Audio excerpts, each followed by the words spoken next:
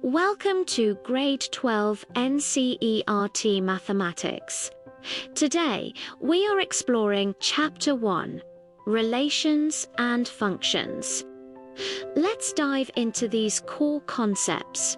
First, what is a relation?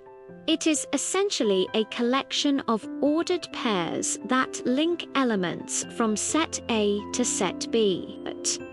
We categorize relations into three main types: reflexive, symmetric, and transitive, based on how the elements relate to one another.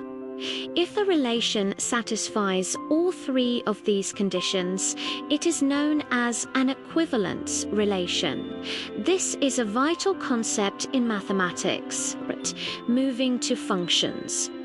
A function is a special relation where every element in the domain maps to exactly one element in the codomain. Functions can be injective or one-to-one.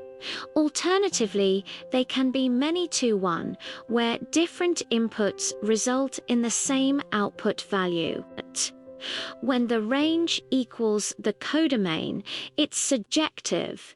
A function that is both injective and surjective is called bijective.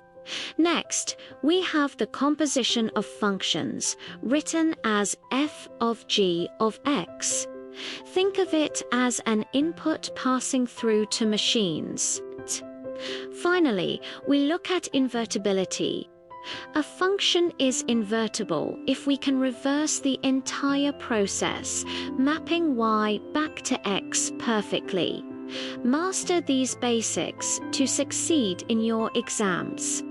Start practicing your NCERT exercises today and excel in Chapter 1.